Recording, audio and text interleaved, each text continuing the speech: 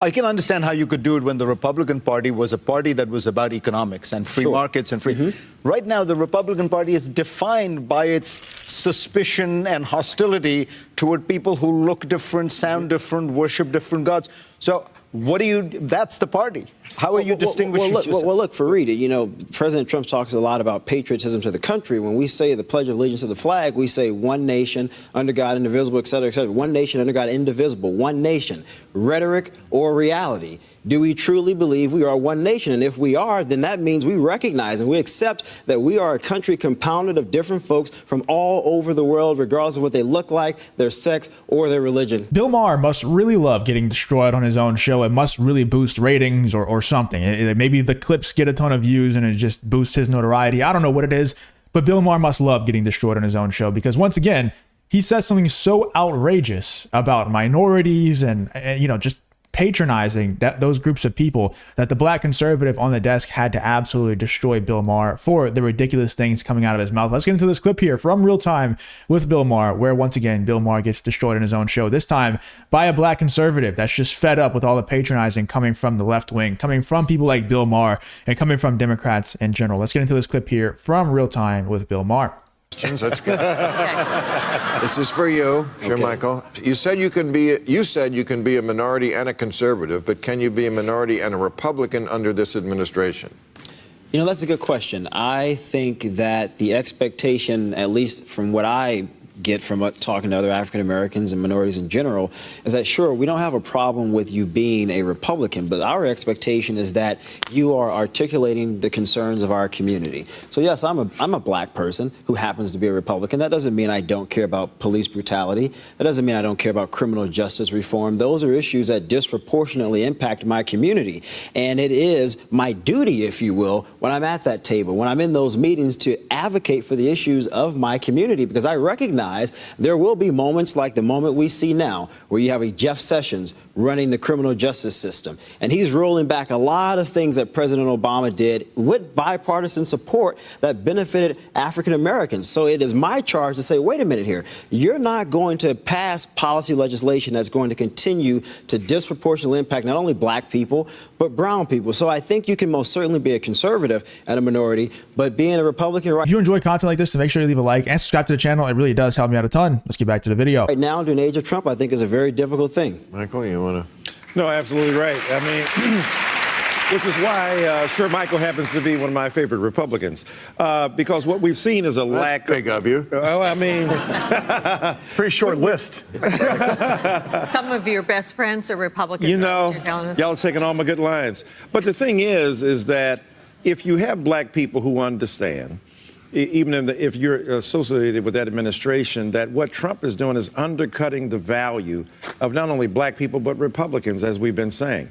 And the fact that you had William Coleman, the fact that you had a legacy of black people, Jackie Robinson for that matter, who were Republicans, who understood that it was about an economic orientation of fiscal conservatism. It was not about the culture wars that Trump seems invested in, because one of the factors we missed in all of this brouhaha is the demonization of the big black boogeyman, Barack Obama, and that spooked a lot of people into voting for the Republicans in a serious way. But you know, Dr. Dyson,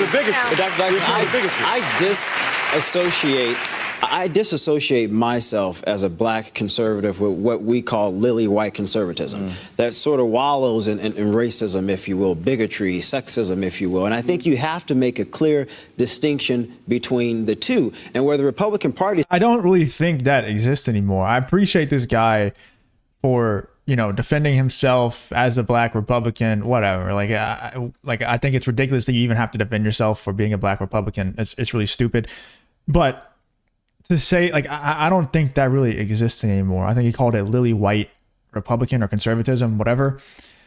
I don't think that really exists anymore. I think that definitely did exist before. Obviously, I mean, there was slavery. There was people that wanted to conserve slavery. So you could call them conservatives because that's how conservatives usually are, right? Like the liberals are normally saying, hey, let's do this. Let's change this. Let's do that instead. And the conservatives are just kind of like, no, wait, don't. You know, and I'm sure that was the case. I wasn't alive, so I don't know, but I'm sure that was the case during the whole slavery thing that I'm sure people wanted to conserve that.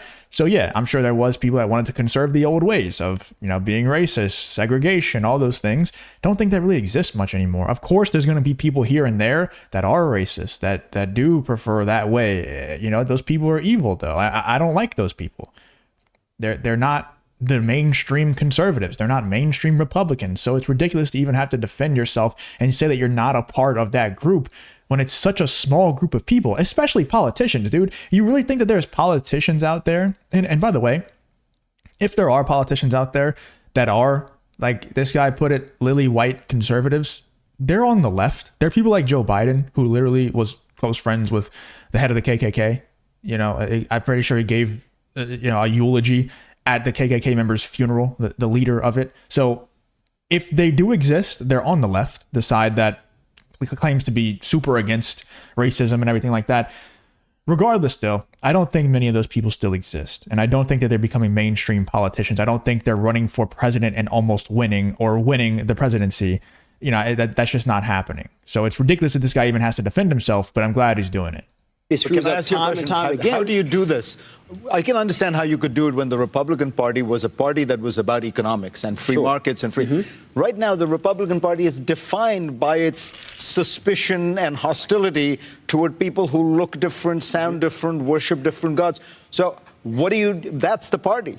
How are you distinguishing yourself? Well, look, Fareed, President Trump talks a lot about patriotism to the country. When we say the Pledge of Allegiance to the flag, we say one nation, under God, indivisible, et cetera, et cetera. One nation, under God, indivisible. One nation. Rhetoric or reality? Do we truly believe we are one nation? And if we are, then that means we recognize and we accept that we are a country compounded of different folks from all over the world, regardless of what they look like, their sex, or their religion. Well, that's not how a lot of your fellow Republicans look at it. Donald Trump but Donald Trump certainly doesn't look at him. All you had to do is look at, Hurricane Maria and look what happened in Puerto Rico. But we've allowed him, Linda, to define I wouldn't wait for your Americans. invitation to the CPAC convention. Yeah. Oh, that's not coming anytime soon. All right. Thank you. Get this at the gift shop, ladies and gentlemen. On your way out. Right next to my door. I find it absolutely hilarious that these people are trying to say Donald Trump is the one that's more focused on culture war and not really focused on bringing the country together.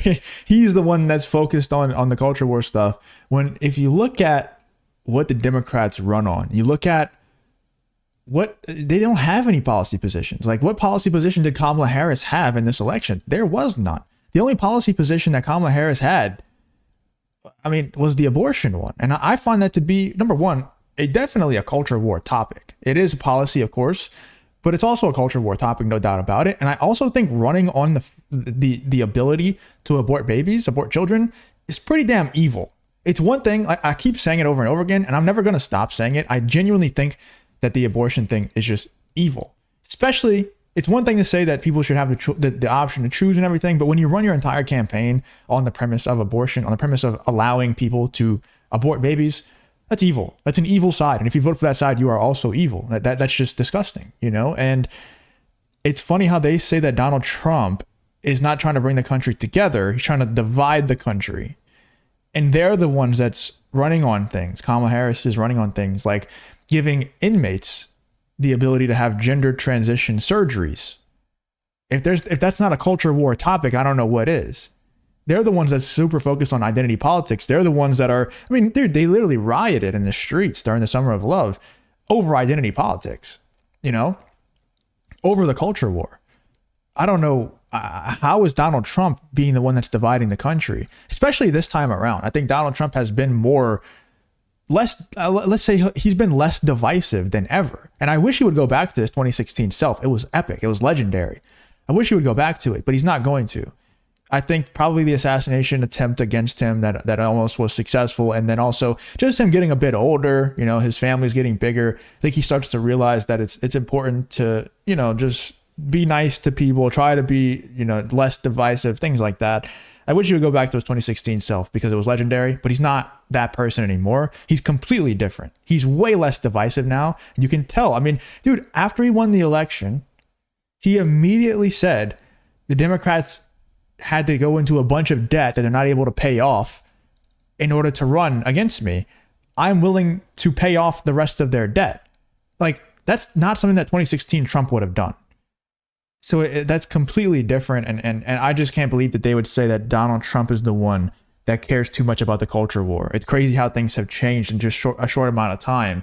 Let me know in the comments what you guys think about this black Republican kind of being put under the fire and just having to defend himself against Bill Maher, against the other guests on the panel. And you could tell that they were kind of just shocked at the fact that, Bill Maher could ask the question and he was defending Republicans, defending Donald Trump, and having to defend his own self because he's black and a conservative. That's just crazy to me. Let me know in the comments what you guys think about this whole Bill Maher episode of Real Time with Bill Maher in the comments.